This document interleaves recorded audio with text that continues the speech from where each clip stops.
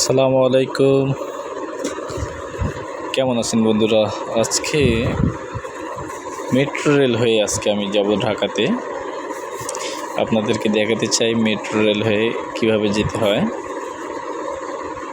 তো আমার সৌদি প্রবাসী রাকিব ভাই উনি আমাকে বেশ কিছু আল হেলালের জার্সি অর্ডার করেছিল 1200 পিসের মতো এবং সঙ্গে ট্রাউজার।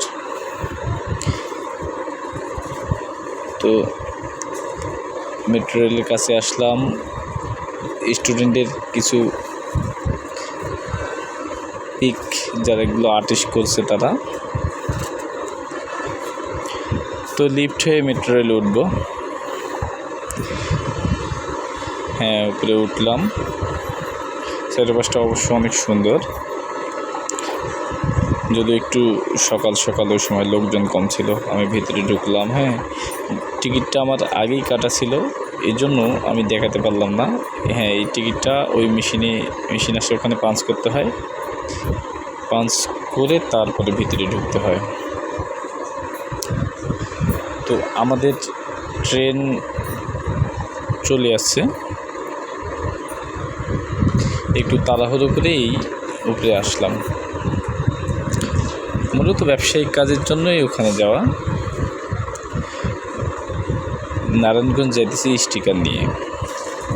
তো মেট্রো উঠলাম। ব্যবসায়িক যারা আছে তাদের উদ্দেশ্যে বলতে চাই, চাকরি নয়, ব্যবসায়ী হোক আমাদের উদ্দেশ্য। কারণ আমার অবশ্যই এই জব করার অভিজ্ঞতা আছে। হ্যাঁ, সেই অভিজ্ঞতা থেকেই বলতেছি যে একজন ব্যবসায়ী আর একজন চাকরিজীবীর মধ্যে অনেক পার্থক্য। ব্যবসা হচ্ছে স্বাধীন।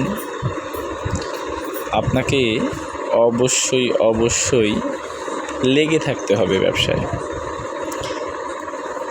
ব্যবসায়। ফলাফল খুব তাড়াতাড়ি পাওয়ার এরকম চিন্তাভাবনা যাদের আছে তাদের জন্য ব্যবসা নয়।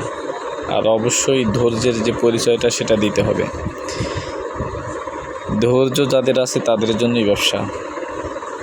চাকরি আসলেই আধুনিক দাসত্ব। কোনো ব্যবসায়ী কখনো চাকরি করতে চাবে না, কিন্তু অনেক চাকরিজীবী আছে যারা ব্যবসা করতে চাবে। তো সর্বোপরি আমরা পৌঁছে গেলাম।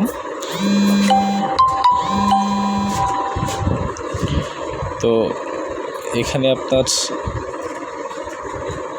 এক স্টেশন থেকে আবার আর একটাই, যদিও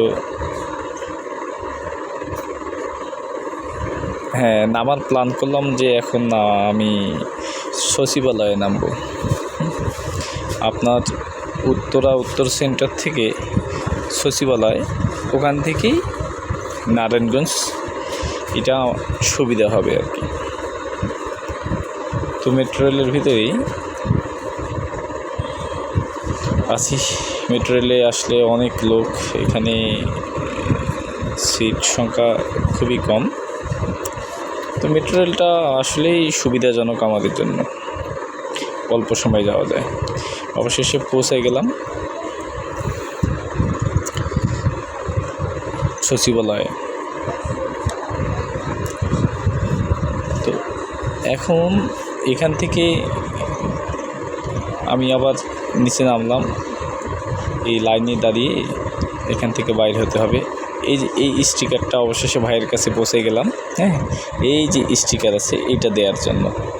হ্যাঁ, এটা দেওয়ার জন্যই মূলত নারায়ণগঞ্জ যাওয়া। আর এভাবে কার্ড পাঞ্চ করে বাইর হতে হয়।